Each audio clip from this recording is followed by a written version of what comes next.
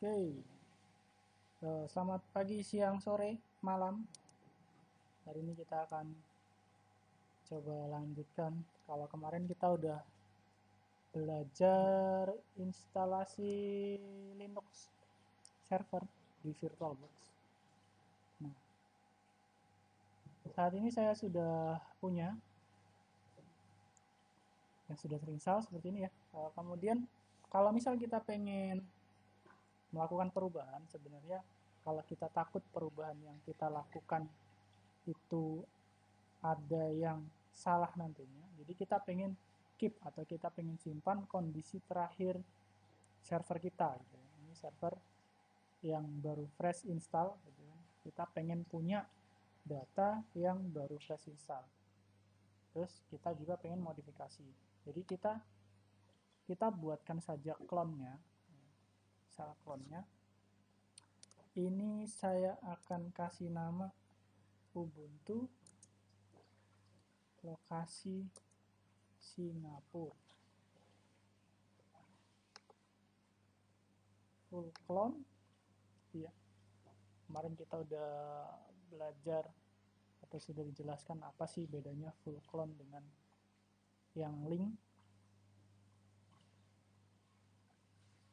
Nah, kita asumsikan Ubuntu ini, server saya ini, lokasinya ada di Singapura, makanya saya kasih nama Ubuntu lokasi Singapura. Setelah itu, nah, sekarang kita pengen coba nih, ya, kita pengen coba berkomunikasi antara Windows 10, ya, Windows 10 ini saya wakili dengan command prompt saya. Ini adalah Windows 10, Windows 10 saya. Kemudian Ubuntu ini akan kita coba nyalakan. Kita pengen membangun komunikasi antara Ubuntu dengan Windows 10. Sebelumnya ini Windows 10-nya saya koneksikan dengan internet dulu ya. Ini Instagram saya, jangan lupa di follow ya. Kita koneksikan saja.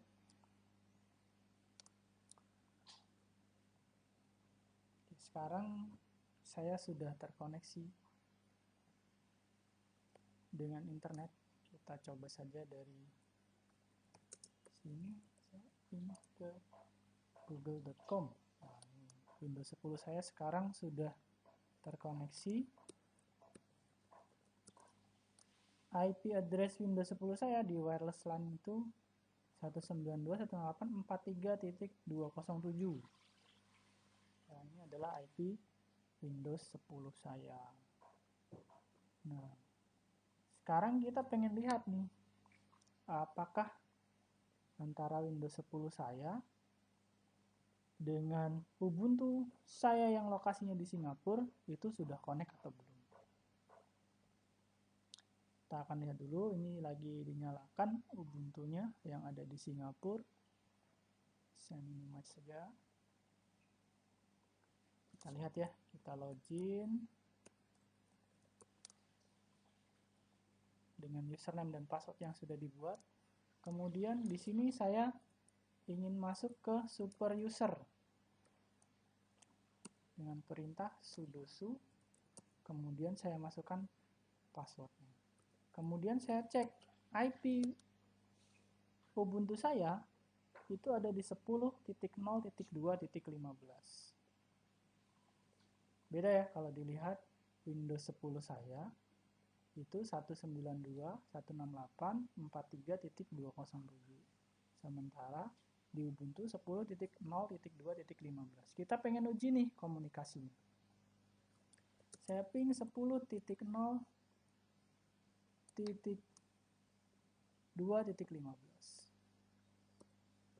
Saya gunakan perintah ping dari Windows 10 ke 10.0.2.15. Nah, ini saat ini belum bisa berkomunikasi. Kenapa? Karena statusnya Windows 10, Ubuntu saya yang lokasinya di Singapura itu statusnya ada di bawah jaringan NAT. Oleh karenanya, saya tidak bisa komunikasi dengan Ubuntu saya gitu ya. Sekarang saya pengen gabungkan.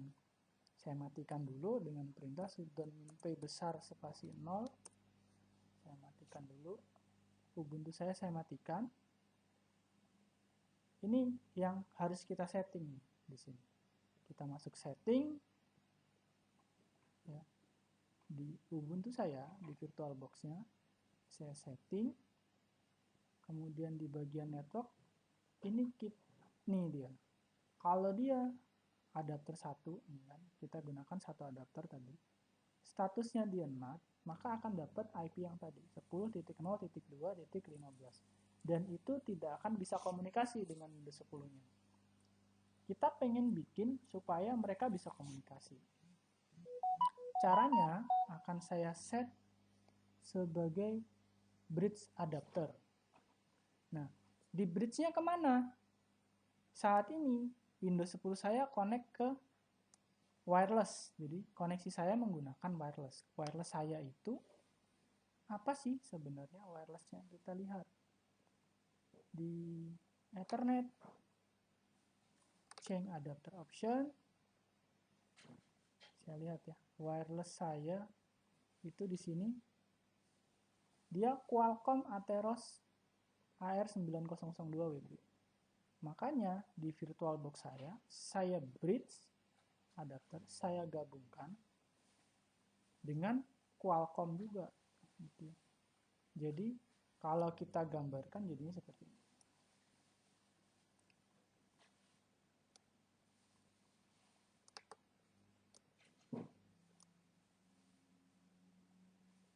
Saya punya access point 3.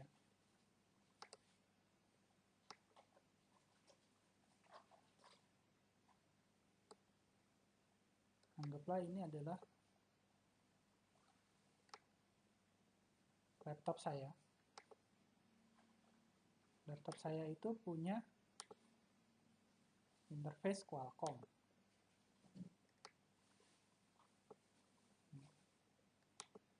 Kasih nama Qual. Wow, gede banget.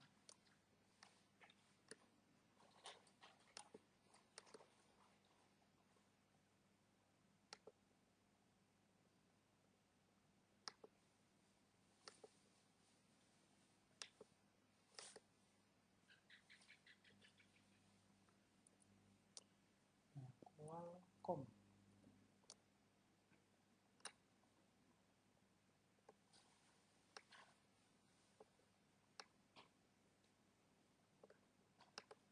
Ya, ini adalah PC.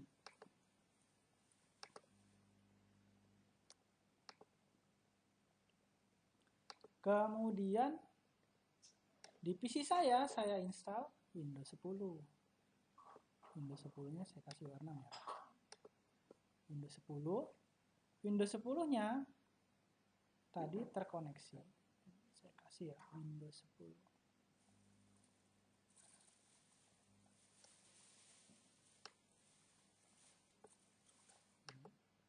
Tadi terkoneksi ke Qualcomm. Jadi Windows 10 saya terkoneksi ke Qualcomm. Qualcomm connect ke access point atau Wi-Fi.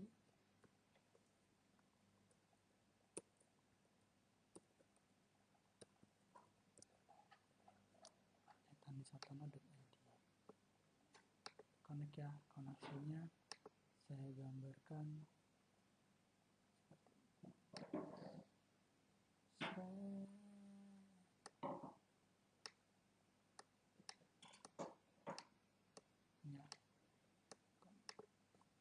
@andisatono.id. Nah, di dalam Windows 10 saya itu ada VirtualBox. Aplikasi VirtualBox.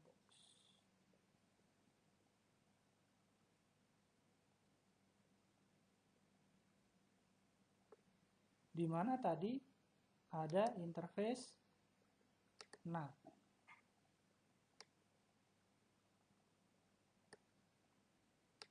Di sini NAT.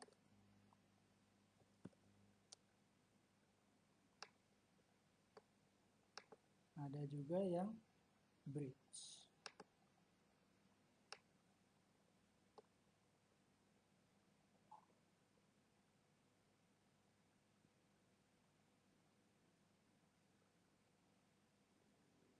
Saya jelaskan dua dulu.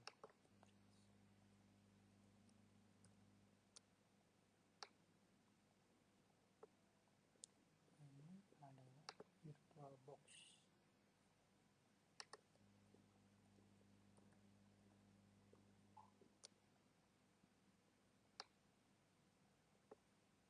Nah, pada saat awal, oh ya, sekarang saya punya Ubuntu di sini. Ubuntu server.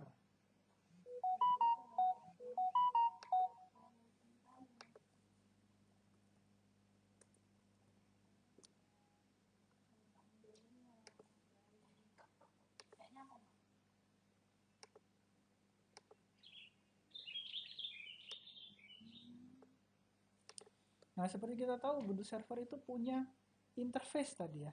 Di Ubuntu server itu kita punya network interface. Kasih di sini deh.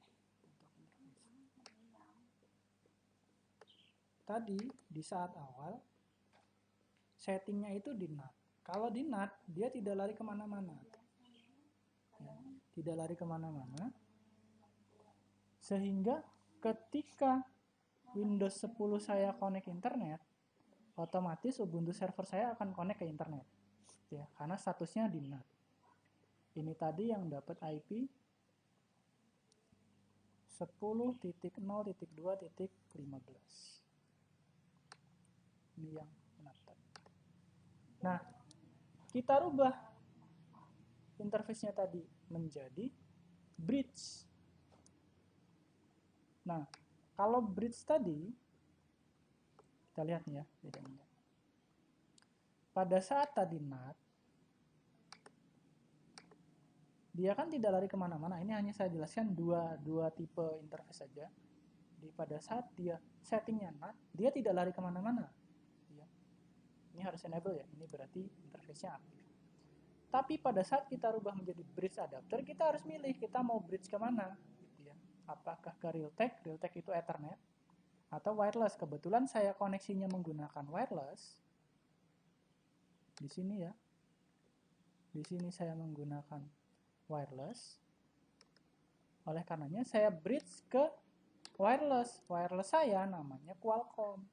Sehingga topologinya akan seperti ini. Dari bridge diarahkan ke Windows 10 Qualcomm.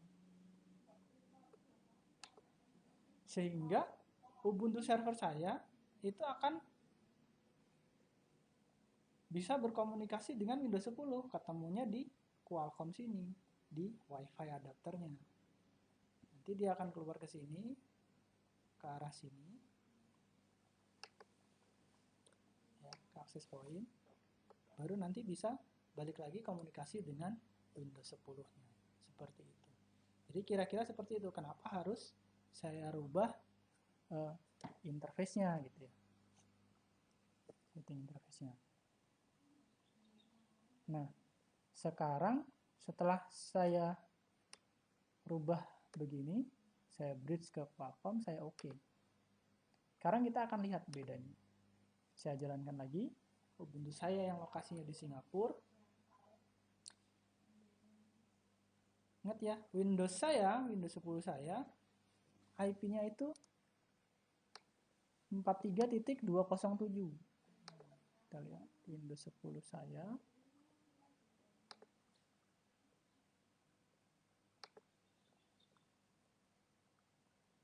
Itu IP-nya 43207.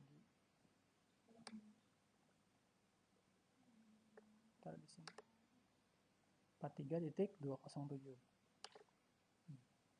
Saya gunakan tadi perintah ifconfig ipconfig kalau di Windows ipconfig untuk melihat IP.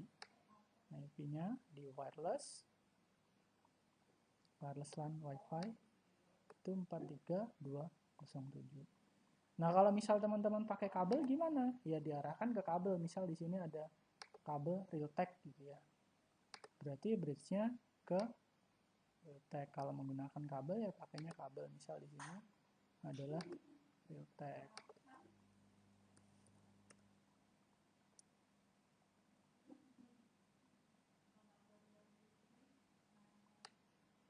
Kalau dia ke kabel, ke kabel. Karena kebetulan saya pakai WiFi, saya pakai yang Qualcomm. Oke, setelah saya pindah ke WiFi, kita mau lihat nih. Ini lagi dinyalakan Ubuntu-nya. Ya. Ubuntu-nya saya nyalakan, kemudian saya coba login.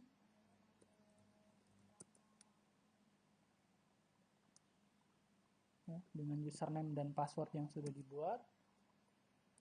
Kemudian saya masuk ke super user dengan perintah sudo su. Kemudian saya cek if config.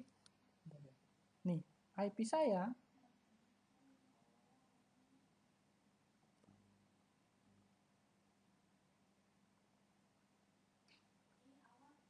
sekarang dapat IP 43.247.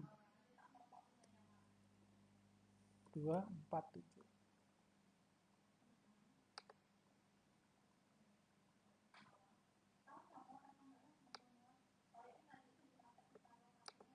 Oke.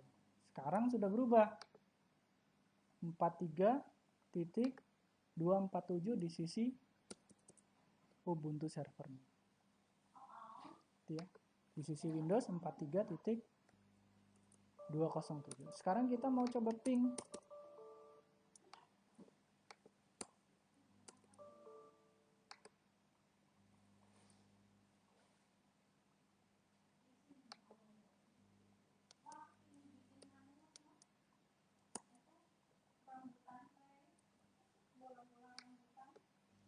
Ping 192.168.43.247. Oh, 247. Sekarang kita udah bisa komunikasi dengan Ubuntu servernya. Ya. Kalau tadi pada saat di NAT dia dapatnya 10.02.15, setelah saya jadikan bridge dia jadi 43.247. Sekarang saya sudah bisa komunikasi dengan Ubuntu servernya. Pingnya sudah bisa jalan. Kemudian selanjutnya saya ingin coba akses. Ya. Saya sekarang posisinya ada di Indonesia. Sementara Ubuntu servernya tadi ada di Singapura. Gimana caranya? Apakah saya harus terbang ke Singapura untuk mengakses Ubuntu-nya? Tentunya enggak. Kita bisa menggunakan yang namanya remote access. Ya, remote access itu ada telnet, ada SSH. Silahkan nanti dicari bedanya telnet dengan SSH. Alamatnya yang kita akses adalah alamat dari Ubuntu servernya 43.247. 43.247. Saya open. Kita lihat. Network error, connection refuse. Kenapa demikian? Karena di sisi servernya itu belum kita install remote servernya. Ya. Agar bisa diakses menggunakan remote, di sisi server harus kita install dulu. apt install OpenSSH, atau kita coba tes koneksinya dulu. Ping google.com. Ya, kita cek koneksi dari Ubuntu-nya. Ya, Ubuntu-nya ini harus connect internet dulu. Kita mau lakukan instalasi itu harus connect internet dulu. Ini sudah kita coba ping. Dia connect ke internet seperti ini. Ya. Kalau dia nggak connect, contohnya gimana sih? Ini saya coba ping asal ya.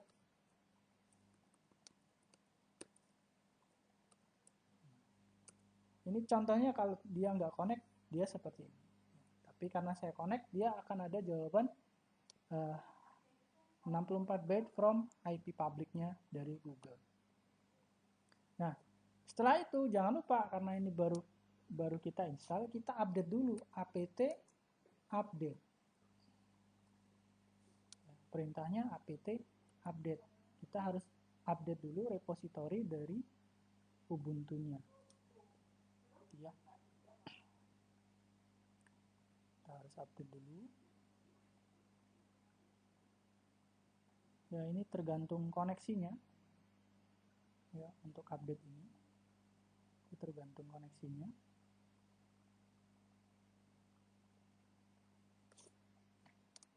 Sambil menunggu, jangan di cancel ya. Untuk cancelnya itu Ctrl C, tapi ini jangan di cancel. Biarkan update-nya sampai selesai. Ini baru 95%.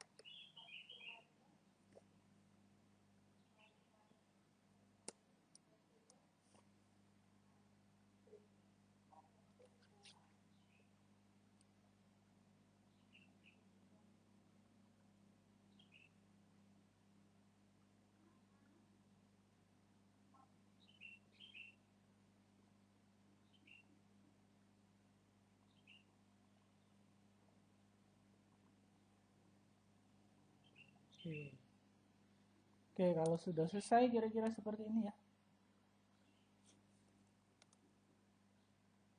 Ini kalau sudah selesai, kita update-nya. Sekarang kita mau install SSH servernya. Nah, perintahnya itu apt install OpenSSH min server. Oke, ini perintahnya. Kita jalankan di sisi Ubuntu server. Apt install OpenSSH min server.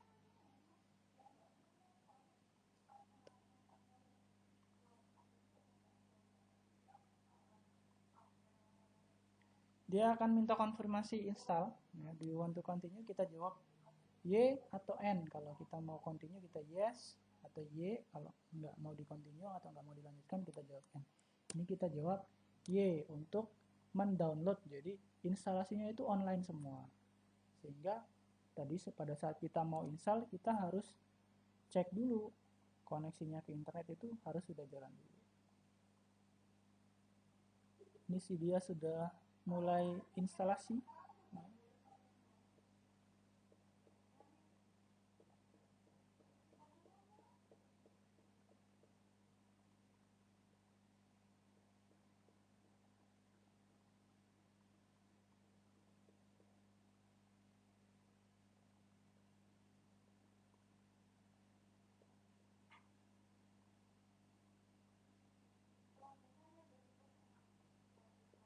Nah, ini jangan di cancel juga, jadi kita harus tunggu memang instalasinya harus 100%. Jadi ini progresnya baru 96%.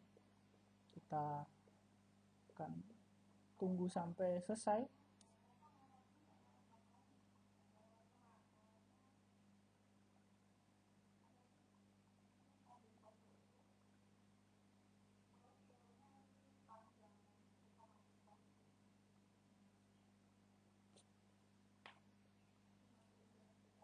Oke, kalau sudah selesai seperti ini kita bisa lihat ya, service SSH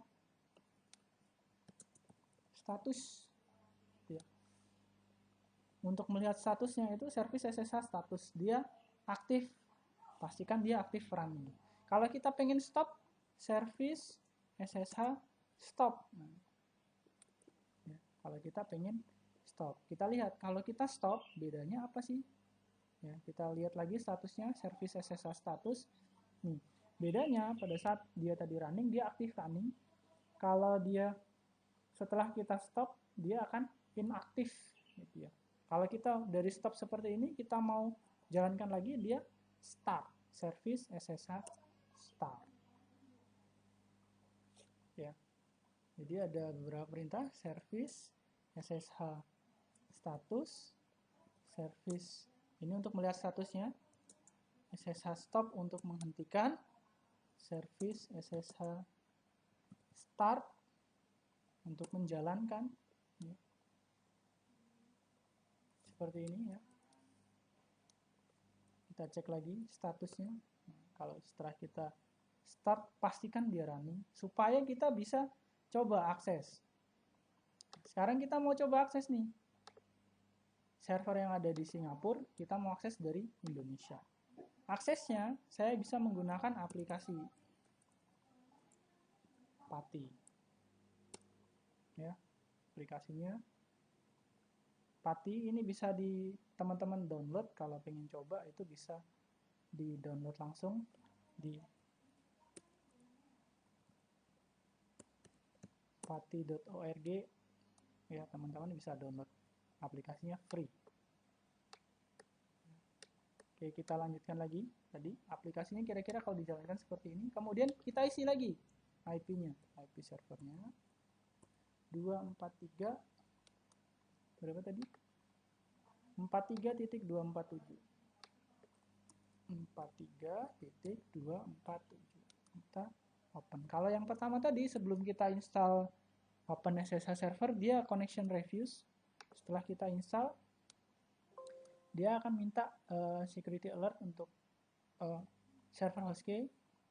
Ya. Ini kita install yes. Nah, sekarang kita login. Loginnya menggunakan username dan password yang ada atau yang kita buat di sisi server sini. Ya. Kurang besar ya, saya close dulu. Saya coba jalankan lagi. Saya besarkan gambarnya. Tulisannya saya perbesar.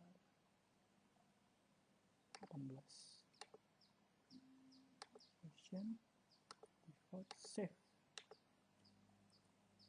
192 168 43 2 47. Ya, coba lagi jalankan. Oke, ini ya.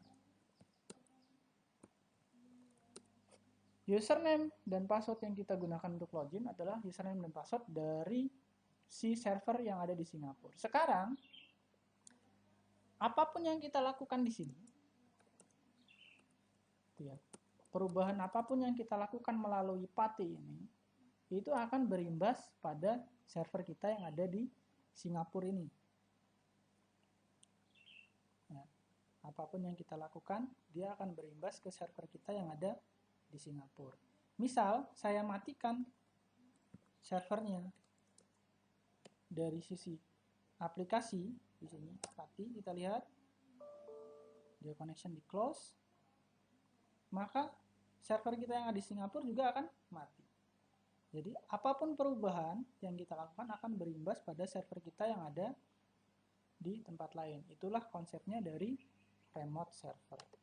Jadi apapun yang kita lakukan, kita pengen menambahkan aplikasi, kita pengen menghapus data, apapun yang akan kita lakukan akan berimbas kepada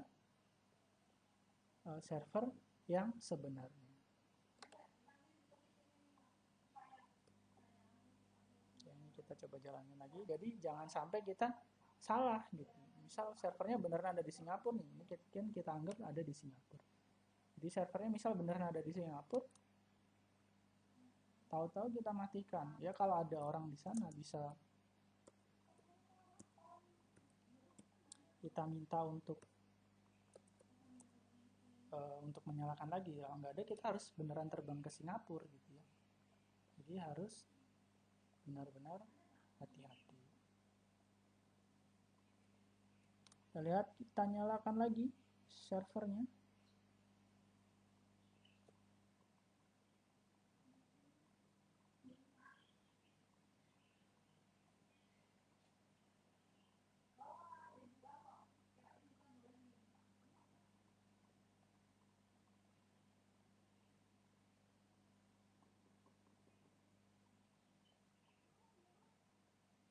Oke, dia udah nyala servernya. Bedanya ya, kalau masih mati tadi timeout, unreachable, kemudian kalau udah nyala, dia akan reply.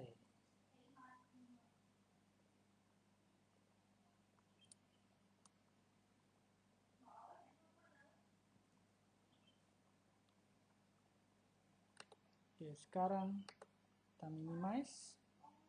Ya, kita coba akses lagi menggunakan PATI 43247. Open. Coba login ke server kita Singapura. Ya, seperti ini. Kita bisa masuk super user juga dengan perintah sudo su, masukkan password. Ini bedanya ya, super user dengan user biasa. Bedanya adalah seperti ini. Oke, setelah kita masuk, kita bisa rubah. Ya. Kita lihat pada saat kita menjalankan PATI tadi, pada saat kita pilih telnet, dia jalannya di port 23. Pada saat kita rubah SSH, dia port 22. Ini kita bisa rubah nomor portnya agar aman. Kenapa kalau nggak kita rubah?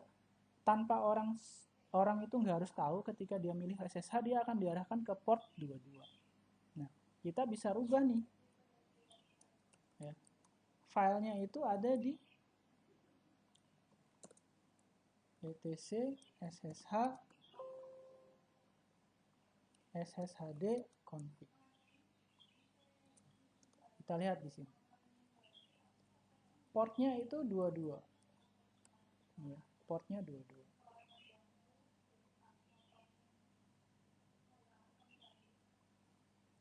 Perintahnya kita edit, ya kita menggunakan text editor nano etc ssh sshd config. Nah, kita mau rubah nih portnya. Kalau dia tanda pagar seperti ini, berarti dia hanya komentar, dia tidak akan dieksekusi. Ini sekarang kita mau rubah portnya. Saya aktifkan, port 22 kita ganti menjadi 2220 gitu ya. Misal ini sekarang tahun 2020 gitu kan. Awalnya 22, saya tambahkan 20 atau NPM. Saya gunakan 2 digit NPM terakhir. Saya NPM digit terakhir saya adalah 04, jadi 2204.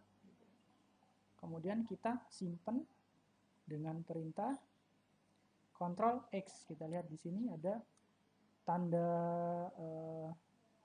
lebih besar seperti ini. Ini maksudnya adalah Ctrl dan X itu. Atau kita simpan dulu deh, write out Ctrl O, disimpan di etc ssh sshd config, kita enter, kemudian kita Ctrl X. Untuk memastikan kita bisa cek lagi, nano etc ssh sshd config itu sudah berubah atau belum. Kita lihat nih, portnya dia udah berubah menjadi 2204. Nah, setelah kita rubah menjadi 2204, apakah serta-merta sudah berubah? Ya. Kita coba akses lagi.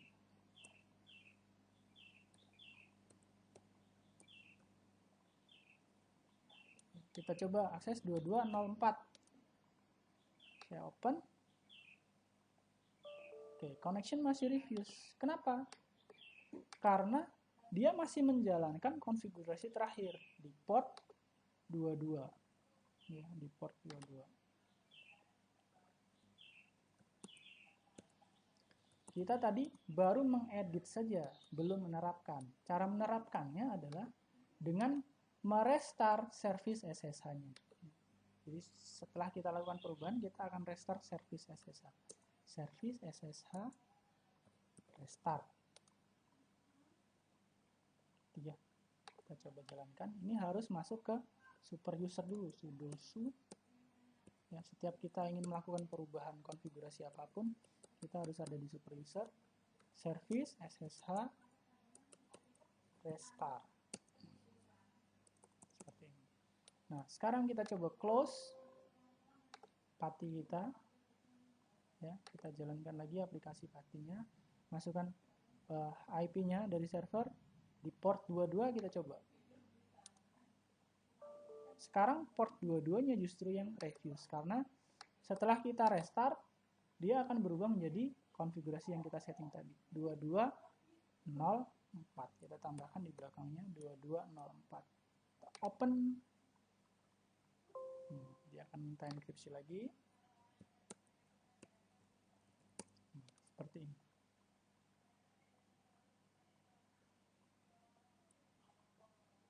Dia. Tadi file konfigurasinya ada di nano/etc ssh shd config. Ini adalah file konfigurasinya. Setelah kita edit yang ada di sini, kita ganti menjadi 2204. Ini untuk instalasi remote server SSH.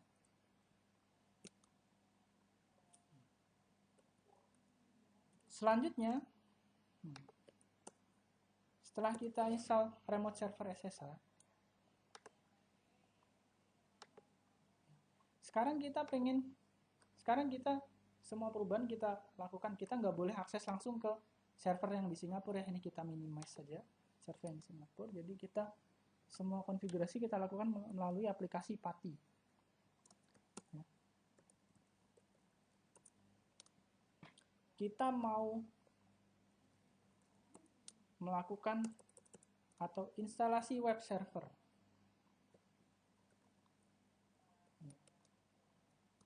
Web server itu ada banyak aplikasi yang bisa kita gunakan.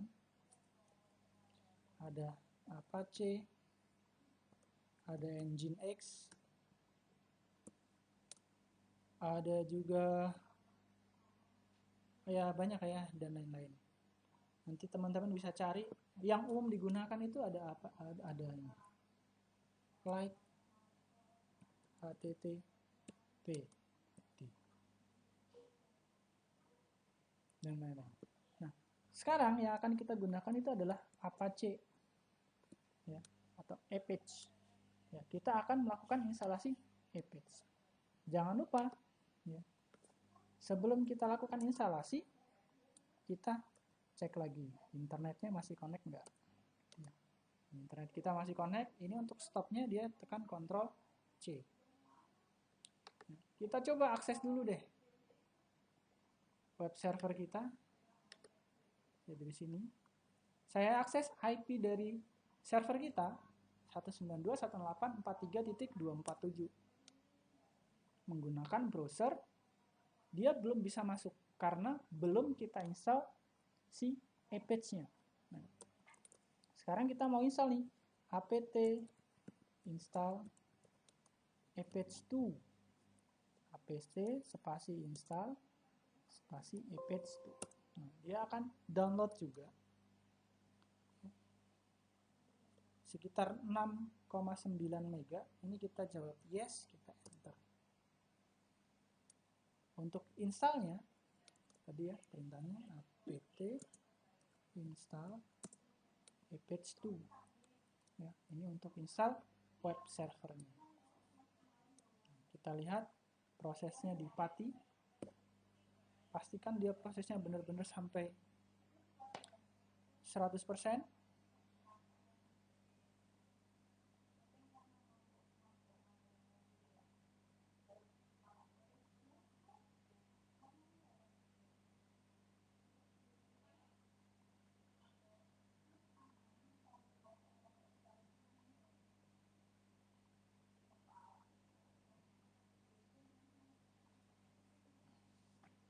Nah, ini kalau misal koneksinya kencang, dia kencang juga. Ya, tergantung koneksi ini untuk instalasi sebagainya. Ya. Ini sudah selesai, tapi pastikan dia sampai done. Ada konfirmasi done. Nah, seperti ini ya. Ini kalau sudah seperti ini dia udah selesai. Sekarang kita mau uji nih. Nah, ini dia dia otomatis refresh. Setelah kita install, dia akan seperti Apache to Ubuntu default page. Nah, secara umum kalau kita pengen melihat servisnya, itu sama ya, service. Kalau tadi SSH, di sini berarti Apache to status, untuk lihat statusnya, dia running. Kalau kita, ini untuk keluar dari sini, kita Ctrl C. Service Apache to status. Kalau kita pengen stop, ya kita stop saja. Stop. Jadi konsepnya sama, tinggal dirubah bagian tengahnya saja, service apa yang ingin kita matikan. Ini kalau kita stop, kita refresh, ya, dia akan mati. Karena status di sini, kalau kita lihat setelah kita stop, statusnya dia inaktif. Kalau kita pengen start lagi, start.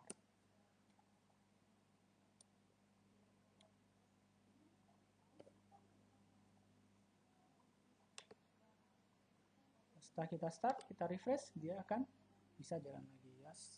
Service, start, stop, status, restart itu hampir sama di semua aplikasi seperti ini.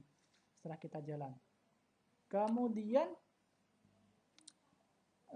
file ini, kalau teman-teman sudah belajar website, itu kan dia ada file websitenya. File website ini dia disimpannya di sini. var www.html.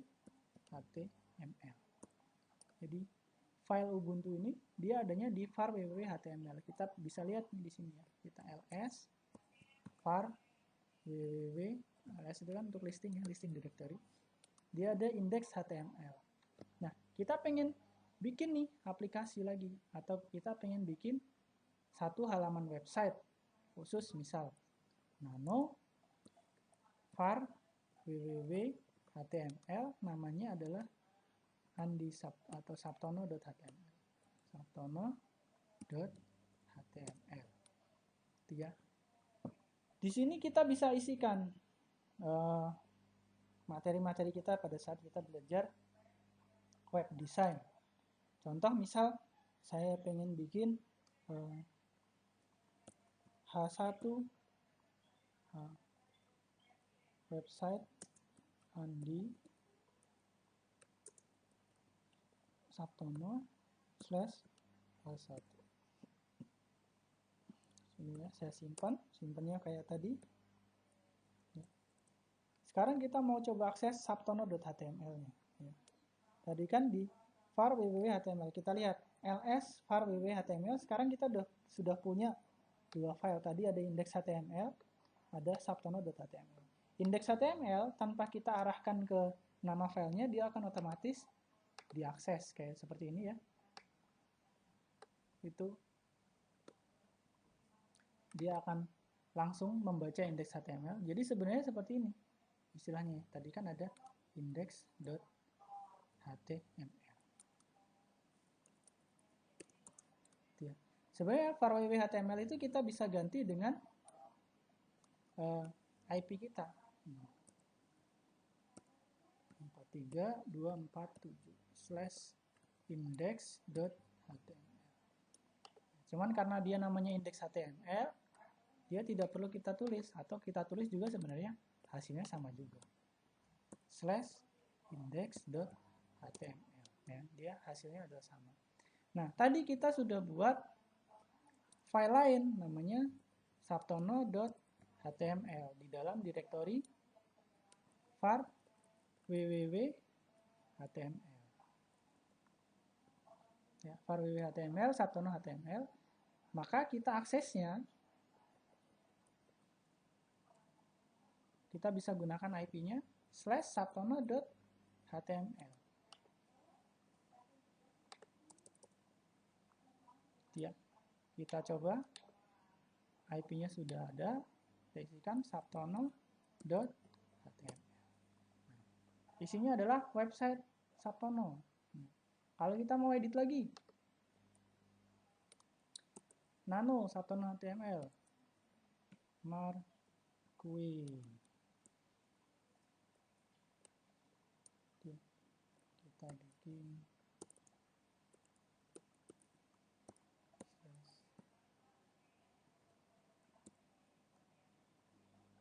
kita simpan, kita refresh. Itu adalah hasil web server yang kita bangun. Jadi sekarang kita sudah punya web server, sudah punya remote server. Silahkan teman-teman ikuti arahan dari dosennya, tugasnya seperti apa. Nanti kita akan lanjut di sesi selanjutnya. Jadi hari ini kita hanya install web server dan juga remote server. Seperti itu ya. Oke, silahkan. Terima kasih. Assalamualaikum warahmatullahi wabarakatuh.